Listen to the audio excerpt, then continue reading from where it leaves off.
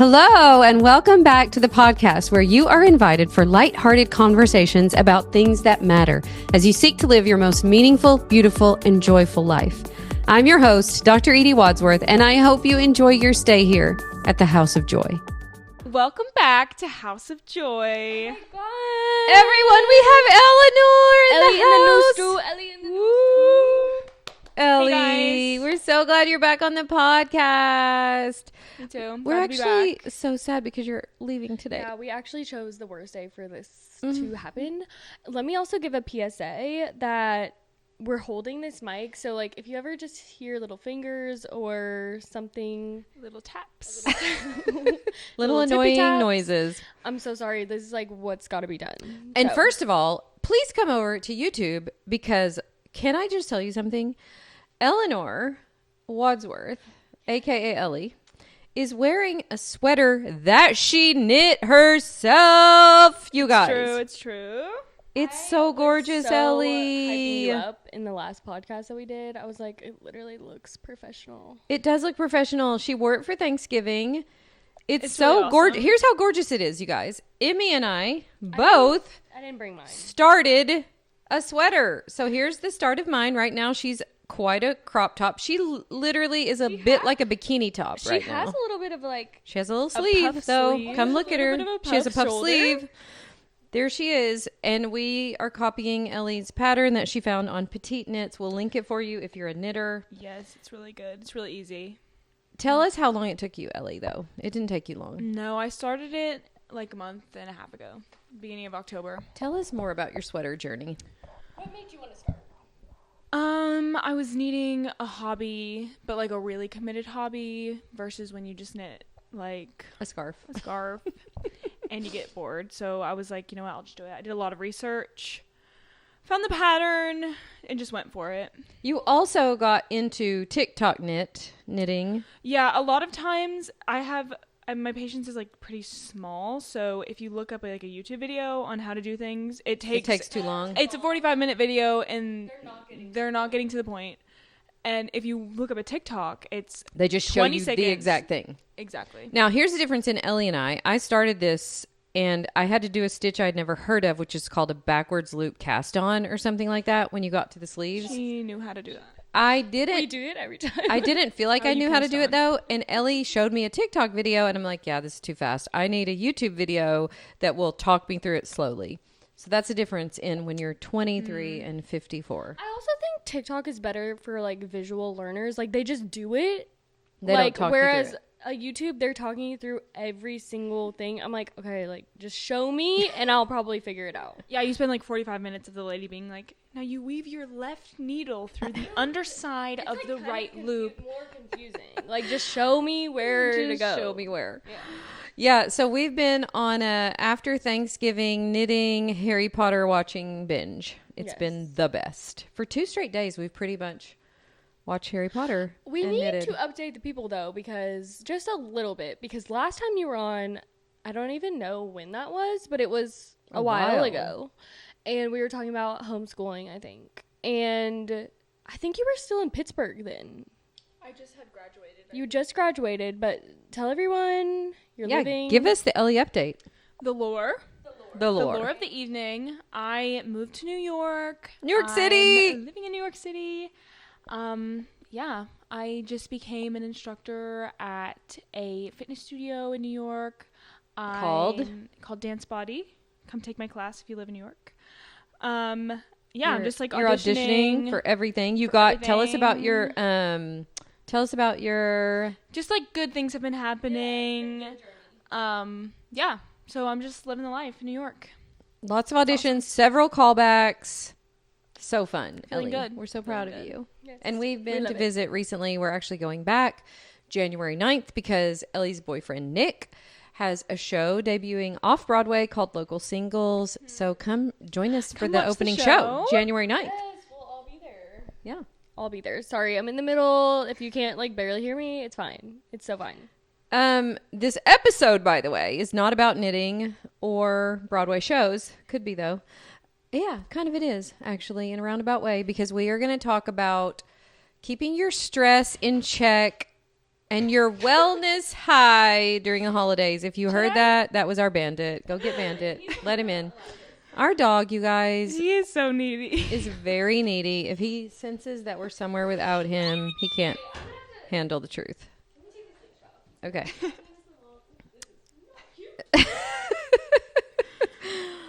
Pendering. Just a slight. We're good. So anyways, we're going to talk about that because the girls were funny when we were kind of planning out this episode. They were both like, Mom, we basically are stress balls during the holidays. What are you talking about? I'm like, I know, we kind of all are. That's why we all need this episode of things we can do to just really be present, enjoy our time. We're going to talk about some of our practical stuff that we've actually been doing this weekend. And yeah, so I know Ellie was like, no, I can't be on the podcast and talk about that because literally I'm not good at doing that. Like, I need to listen.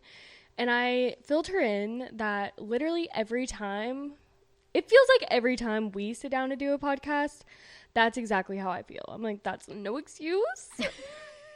I do that every single time. So, yeah, no, you're coming. So, I hope you'll enjoy. And yeah, we'll just share with you some of the stuff that we do together that makes us really enjoy our time, even though, again, holidays can be really stressful. And depending on what season you're in life or what's going on for you, maybe really, really stressful. Some people are going through really, really hard things right now. But all of us, I mean, life is just hard and challenging. I mean, we've had a couple breakdowns this holiday weekend. This weekend, yeah. Which was, it's amazing, you guys. We're just humans. And sometimes the emotions get so high and we get stressed. And it's just good to acknowledge that we're humans living a human life with a lot of big emotions and so much good stuff. We've had such an amazing weekend together. But, you know, it's good to just let ourselves be really human too. Yeah. So, yeah. Anything to add to that? Yeah, I mean, I think I am so glad that we can do that together. I think sometimes because we're all so close, it even allows us more to really open up and feel the things because we feel safe around each other. And sometimes when you come home for the holidays, it doesn't always feel like that. But well, and to be fair, you both are going through a lot of change. Yeah. Like Ellie moving to New York, even though that's so exciting, exactly what you want to be doing. It's a lot of change. Emmy having had and gone, navigating, trying to plan a wedding, him not being here. You both had like just times this weekend where you're like, it's just too much. Yeah. And I think it's like when you could feel the same way. I don't know. But when you're living your life day to day, like, you don't really often have the time to, like, sit and be like, oh, my gosh, it's so hard because you just have to do it. But then coming home, sometimes it's like, oh, I can breathe. I feel so safe here. And then it all comes back. Yeah. Ellie, do you have anything? Yeah, I just for some reason figured when I came home that I would magically just, like, all the problems are gone. I would go back to exactly how it was when I was 12. And well, it's just in a different way. And I feel like your problems don't just magically disappear as you think they might being home. They do not. We do a lot of the same things that we did when we were 12. Not a lot has changed in that way, but our responsibilities, I guess, are a little different. Yeah. So anyways, we felt like it would just be a good topic because we feel like you're probably going through the same thing. And when you come home to visit, maybe you're in your 20s, you come home to visit and it feels amazing to be home. Maybe it's complicated to be home. Maybe it can be triggering. It can bring up stuff. Or like you said, you feel so safe that you're like, oh, I can remember this, you guys, going to Granny's house, my mom's house, when I was like 40 something years old and being like, and just sitting at her island, just letting her serve me. Like, it just felt so good to be the kid, mm-hmm. even when you're 40. I know. I suddenly come home and like, I can't do anything for myself. I was like, Mom, can you switch over my laundry? Can you get me an apple? I'm really thirsty. Can you bring me some water? suddenly, like, everything that I do for myself, by myself, it becomes... But to be fair, weren't we just saying this when we were all making Thanksgiving together? I was like, y'all, how did I ever do this by myself when you were little? Like, you guys are such a huge help making all kinds of food. By the way, what was your favorite thing that you made or helped make during the holiday? Pecan pie was astounding. It was really good, but I feel like, I think we can improve next year. Yeah, Amy didn't like the amount of pecans that were in the pecan pie.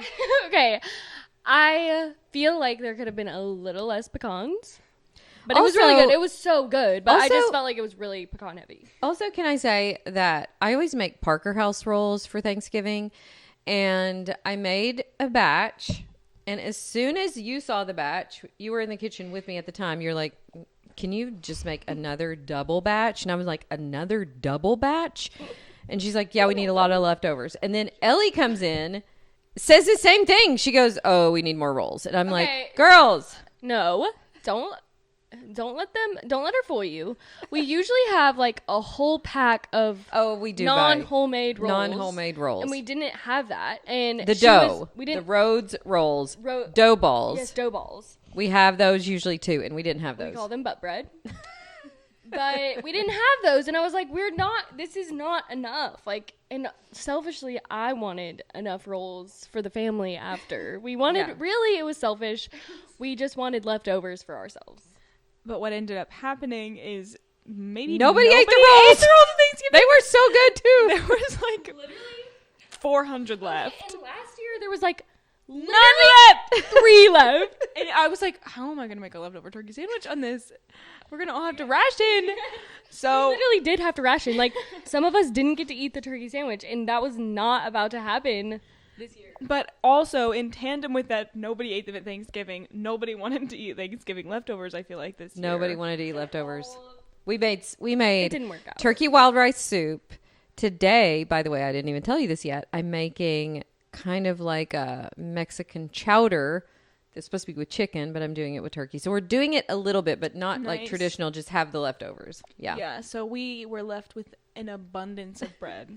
Just so much. So many rolls. Like, we could never eat that amount of rolls ever. It's fine. It's fine. Okay, so a few things to think about as far as keeping stress low and wellness high during the holidays. A couple things that I want to mention is just a lot of people this time of year, I used to do this all the time, would be like, basically forego every good habit you have and say, I'm going to start back at the first of the year. You know, like, you don't keep working out. You don't keep getting your protein and your water, like all the good habits, you're walking, all the good habits that you've been having this year. If you haven't been having them, this is a good time to start. Don't wait till January. But definitely the mentality that I like to have is I need those habits now more than ever. I think it's hard for me because, and I assume for most people, because it's like the amount of time that you have. So you have Thanksgiving where you're kind of like, balling out. And then you have like, 2 weeks, 3 weeks until Christmas. It feels like such a weird amount of time to get back to work for a couple weeks, back to whatever for a couple weeks. And so it feels so easy to not do the to just thing. forsake to just all like of that. Whatever, I'll just make it to Christmas and then it's New Year and then whatever. Yeah. And those habits really, really help your mental health. Like, we went yesterday for a long hike in the woods. It was so nice to get out. It was so cold. That was Ellie's idea. Thank you for the hiking idea. But that really important. And the other thing that I was going to mention is there's so much like sugar available, and I love having treats, but don't forego like you're getting your protein in. And again, you girls are both so good at this, like having a good breakfast, getting your eggs, getting, like having your regular amount of protein. And then if you're going to have a treat, great. But just living off sugar. I can remember a time when literally I used to live off sugar from October till January. And then I would be like, oh, I feel terrible. But it really does affect, like, even, I'm so glad we've made it a small priority to move. But you just feel so much like, ooh, I'm at the point in my adulthood where I'm like ready. I never thought I would get to this point where it's like, I do understand when people are like, okay, I'm ready to get back on it. I never understood that. I was like, no, I would like to keep doing this for the next month. Yeah. But it really does, like, even just going on that walk was so helpful, making you feel normal. Because, like, you know, you're not doing your normal. I will say, Ellie, you are particularly good at this. Maybe it's because of your dance background. Tell us how you think about that. Your good habits that you don't even have to think about it anymore. Like what? You just do all the good stuff. You prioritize eating good food and moving, and tell us about your journaling lately. Oh, the journaling. Oh, I just think in general, I just like to feel good. Yes. So I don't think it's not worth it for me to have physically feeling bad be like number one. Like obviously during the holidays, you're like, it's fine. Like who cares? But in general, I like to feel pretty good. Yeah. I was going to say kind of like piggybacking off what you said, just about not foregoing your habits. I think something I'm going into the next few months thinking about is staying on top of them, doing a little whatever. For me, like journaling really helps, but I guess it's more for like mental health, but doing those consistently even when you're feeling good, because if you wait until you are crashed out, you're not going to want to do it. Well, you're not going to want to do it, and you might have had a less of a crash out if you would have kept up with those things every day, even though like when I came home, I was like, oh, I feel great. I don't need to journal at all. Like, this is great. And then, you know, your brain catches up to you or whatever, and then you hit a wall where you're like, oh, if I would have just kept up these things, like devoted 10, 15 minutes of time for myself. Yes. Whether it's journaling, moving, you know, whatever. Yeah. You definitely, those things add up. And not to say you still won't have rough days, but I think that it means at least you can also have the peace of mind that you put in that time for yourself, and you like trust yourself, and you love yourself enough to know that that is helpful. Yeah. So I think show up even when you're around your family. Right. Yeah. I think it's hard when you come home, suddenly the life that was like very much your own, that you're like, you have your own routine. It's in a great way totally different. Like, we're around each other 24/7. Our whole day consists of what we're all doing. So I agree, like, making time where it's completely for yourself, something you would do normally, but it's so easy to not do it when you're around your family. Yeah. It reminds yourself that, I'm here for me. And I mean, everybody has their thing. Like, I will say for me, one of the things that really helps me is taking a hot bath every night with Epsom salt. And I haven't been great doing that in the last couple of days.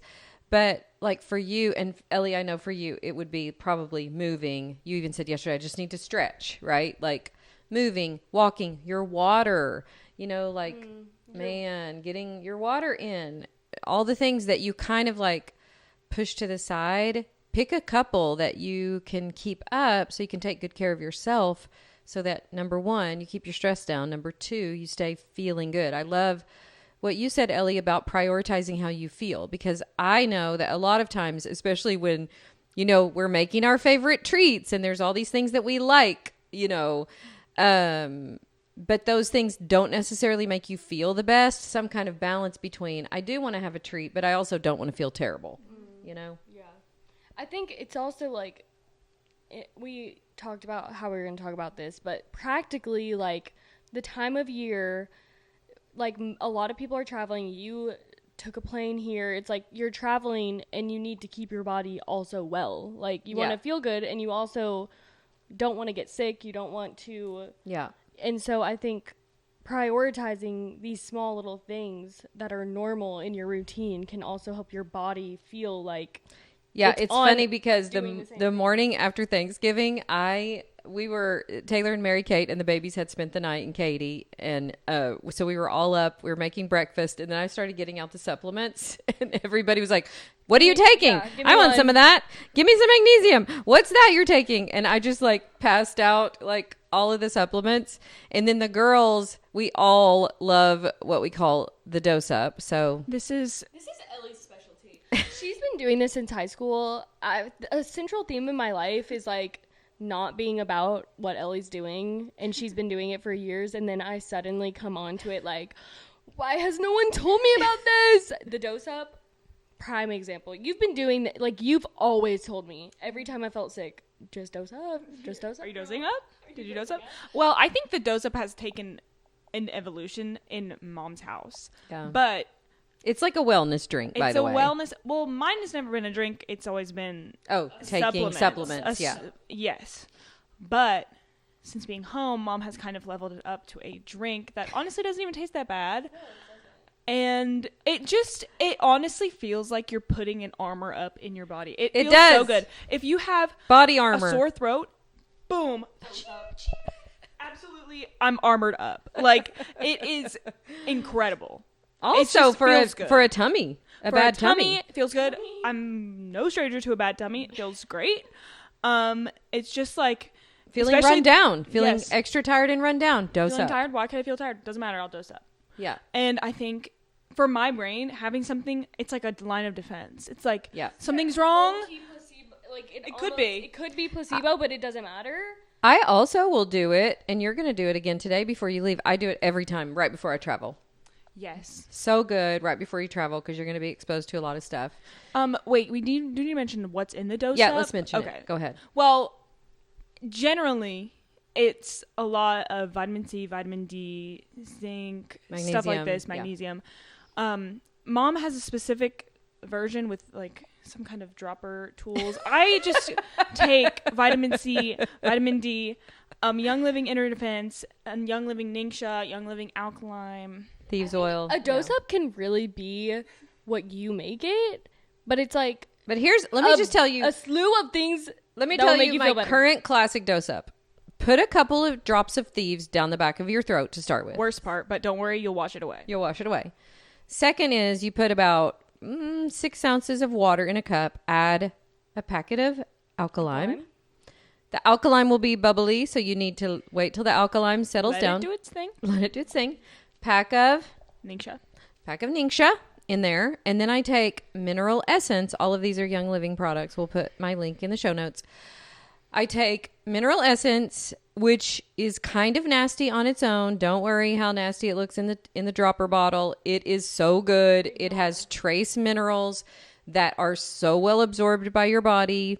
So I'll do 3 or 4 droppers full of mineral essence in there. And then I have a liquid vitamin C that I get from Seeking Health, which is called liposomal C. And I'll put a little squirt of that. And tell them about it, Ellie. What do you think? I don't love the taste of it just because it's like a lot of things in there, but it's kind of thick. It's kind of like viscous. But it feels good. Also, life hack, they put True Lime in there yesterday. Oh, they did put True Lime. No, that I do think I'm a chugger. Like, I'm not going to be like having this around having with me. Sips of it. Like, I think sometimes you do that. I do sip on it, but that's not for me. It's not a treat. It is not a fun drink. It's not like a little treat drink in the afternoon. But there's these little packets. Tell True them about Lime. True Lime. I think a lot of people know about True Lime, but if you don't, you need these little packets. It's better than a lime. I think it tastes better than a lime. I would rather have this alternative. But she put it in my dose up yesterday, and I really I didn't really enjoy the taste, but it was much more better. Yes, that little. It's not that bad either way, though, y'all. Tartness, especially that liposomal vitamin C, although I think is very strong and powerful and great, tastes so horrid. I really hate the taste. It's like too sweet. It's like too. Yeah, but the lime helps. And then we will do like magnesium, super magnesium that we take from Young Living, Inner Defense. You can add to this. These are just supplements that you would take either with your dose up or without. Vitamin D, if you want to take extra vitamin C pills. I think that people will be like, "What are you doing? Like, what are you doing?" But I just like don't get sore throats and get sick. I'm sorry, I just don't. Like, y'all, it's like fine if you don't want to dose up, but I just don't get sick. Okay. I will say I get on the I don't know if I think I just have allergies. I think I'm very seasonally like get things. It's just in my nature. And I will say, I have had many days of like, oh, I'm not feeling too good, like a little bit of a sore throat. But like, I have not gotten fully in the bed sick this whole year. Yeah. Like, I've gotten moments of like, ooh, I'm not feeling too good. I'm going to lay down today. Let me dose up. Let me lay down. But I dose up and I'm good. I really have not gotten, like, I've said I think I'm getting sick multiple times and I'm not fully circled the drain. Yeah, no one has fully succumbed to that. I mean, it'll hit you a little bit, but if you're consistent with your dose up, like... I will say, let me add one more to this that I love. We talked about this the other day, is every day when I go to the gym, I drink some electrolytes. I swear by them, you guys. We drink Element, LMNT, but electrolytes can be really, really, really helpful. It's so good for your body's recovery. So if you haven't tried that, add that to your little routine. That can be good too. So as you're doing for me, it's just always as I'm doing my workout, usually either as I'm doing it or as I finish doing my packet of electrolytes, or they now have, our gym sells them. Yeah, the Stay Salty. Yeah, which is so good. Yeah. I love the electrolytes. They taste super good. Yeah, they're great. So that's physical wellness. Yeah. I mean, I think that pretty much... Unfortunately, like, you just need to go order these products. It's so good to have them on deck. Like, you can't wait until you're already, you need to hit it head on. Yeah. I wish I would have been doing this sooner because it really does. And I will say, we talked a little bit about, like, your habits for your mental health. We talked about the dose up for your physical health. Let me say one more thing before we finish this, because I think this can be very important, because holidays can sometimes be really emotional for people. And we have a whole series on the podcast on emotional wellness. So emotional freedom. And so we will link that series for you here.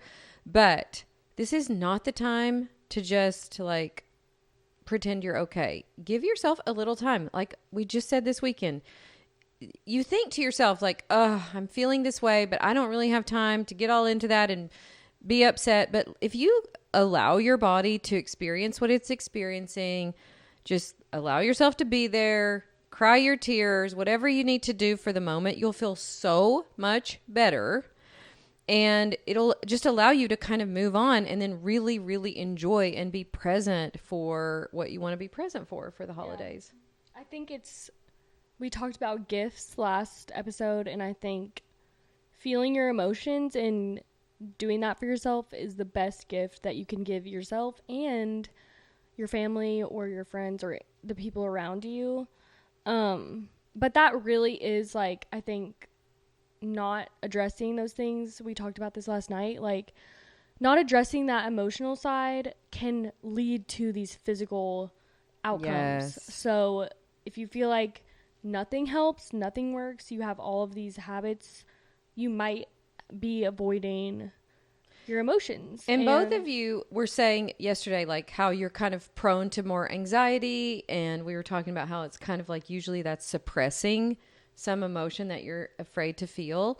And I know for both of you, and Ellie, you've been talking about this lately too, about how just even if it's journaling or in whatever way that you're allowing yourself to feel that, what would you say you've noticed since you've just been willing to acknowledge, like, oh, I'm stressed or I'm anxious or whatever? I feel like it takes like consistent doing it. It's not a one time like feel it and then you're good. Yeah, like that's what it's stupid to say I was surprised by that, but like, yeah, that's kind of how it works. Like, it's so good that you said that, because it is kind of like brushing your teeth for your dental wellness. You're not going to brush your teeth one time and go, well, I did that. Right. You're going to every day, because you're going to have these emotions, and especially during this time of year, probably big emotions, a lot, and giving yourself a little chance to do that. Yeah, I think journaling is super awesome for me. I mean, the best thing I find is just talking to a real person, because it's like these thoughts that you like feel like are so all consuming, and then you say it to somebody and it's like, oh, that's actually not so bad. But I think journaling, and it's not like Dear Diary. It's like I'm just like writing things as honest and truthful as I feel them, which can feel very vulnerable even to just a piece of paper. Yes. But I just find that it gets it out of your head. Yes. Putting it down on paper is like much more manageable than just it circling around. Yeah. And usually, to be honest, it's the same things every time. Yep. Like that's how often it. I also find once I write something down, and kind of the same goes for when I say it to someone like in person, once you put this thing down, you kind of either realize it's kind of silly what you're believing or what you have this thing on repeat, or like it kind of takes away the power that it feels like it has, or just diminishes it a little bit. Like sometimes I'll write things down that I think about myself. I'm like, that's really crazy that you're like sitting there having that on a loop. And while I see it on this paper, I'm like, that's really silly. And not to diminish it, but also like seeing it. You can see it a little bit for what it is. Yeah. For what it actually is. Yeah, and I think that if you get in the habit of doing that, the beautiful thing is it makes you really available then for all of these amazing emotions that you want to be feeling during the holidays. We were talking about how this past weekend, when we were thinking back over Thanksgiving, there was this moment where Taylor and Mary Kate were getting ready to head back home, and Noah, little baby Noah, was standing in the car. He had his puffer jacket on, he had his PJs on, and his PJs were up at like a half shirt, like a belly shirt, and his belly was showing, and literally we were all losing our minds because he looked so cute and his little belly was showing, and it was like, oh my gosh. But like being able to be available and present for just the simplest moments, I think it requires you to kind of deal with your life as it comes to you, deal with the stress and the big emotions and process through them. And it just makes you so much more available for all the good stuff. And I think sometimes we look at the negative emotions and we think of them as bad, but they're also gifts from God. And that, you know, they can be like just a little message like, oh, interesting that I'm feeling this way, frustrated, stressed, or whatever. Like, what's the wisdom there? What's the message there that maybe I need to hear? Or like you said, Emmy, what am I believing that I don't really want to be believing about this situation or whatever? But I think it opens you up to so much more joy, so much more gratitude. It just helps you be really present for the everyday kind of miracle type moments that are always there waiting for us if we have the capacity, if we're like, if we have the availability to show up for them, to be present for them. Yeah. So, yeah. Totally agree. Anything else, girls? I just love Thanksgiving. I love these holidays. We literally spent probably the majority of the time in Mom's bed. We watched 3 Harry Potters and Cried. Cried, knitted, laughed. Seriously, it's just the best, and I am glad, like, even thinking back to the moment where I just, like, kind of lost it over Haddon. Like, it's a small moment, but I'm thankful to have that, because then if I wouldn't have, like, you're kind of always thinking about that in the back of your head, and then those small moments don't mean as much. You're not as present for them. Yeah. And even if it's as small as like sitting in your bed with your sister or whatever it is, like I want to feel present for all of it. And yeah, I think the emotional aspect is probably the most important. Yeah. And then prioritizing the connection. That's so good for us. Like we forget how powerful the connection that we have to other people is for our souls, for our bodies. It's just so powerful, and really taking time to connect. The day after Thanksgiving, Noah had slept with me upstairs, and that morning he was just so cute and cuddly and precious. And then when Eli woke up, so amazing and funny and precious. And it's like those little moments that I'm so thankful that it has felt like work to get to this point in my own life where I'm more available for that, where I've dealt with the hard things, willing to deal with them all the time, so that I'm really available and present for just all of the magical, ordinary moments. There's so many of them. So, and a lot of them with you girls this weekend. It's been so fun. Well, Ellie, we're so grateful that you joined us on the podcast. Yes. Look out for my next knitting project. What are you making next, Ellie? My plan is a sweater vest. And it's pretty daunting, but maybe next time I'm on the podcast, I'll have evidence. It's really cool when Ellie goes first with a project because We made her mentor us on our sweaters. Yeah, she just kind of like knows how to do it. And so You are, I think, would you say you're more detail oriented? Like, I feel like you just tackled that like a champ. It's not like, I think it's detail oriented. It's not perfectionism. Like, there's really like issues with this sweater, but It looks perfect. I just like want to do it by the pattern, pretty good to write. Like, I think I have one extra stitch on either of my sleeves. Like, I just had an extra stitch and I was like, well, I'm just gonna knit it like this. So it's not necessarily like perfect, but I want to do it like correct. Yeah. I don't know. That's the same thing. I'm like perfectionist, but I have like a lot less patience for like reading through and being very precise. But you still want it to be perfect. I still want it to be perfect. We were talking about like, it's so fun to have a hobby during the holidays. And I'm like, it is fun. It's also like when things are going wrong with your hobby or... Then it's not so fun. Tell us about... Ellie was having trouble. It actually... I got to the sleeves and I had holes in them. And I had to like put my knitting down for like 4 days. I couldn't. You're like, I can't in the deal corner. with you I couldn't look anymore. at it.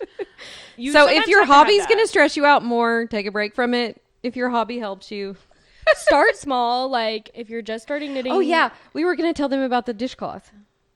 I think we talked about it. Oh, did we? But last episode. Like seriously, start small. Knitting is not fun if you are like. Even one of the days I tried to start and it was not going for me, and Ellie was like, "Put it down." And Don't let it stress you. I made it easier for myself, and then now it's kind of fun and it's not as stressful. But like, do like a tea towel or like a pot holder, a scarf. Start small. Yeah, it might not be the best time to... I mean, it might be a good time to totally start a new hobby, depending on what it is. But I would say knitting is one of those things that it kind of takes years to get good at it. Would you say?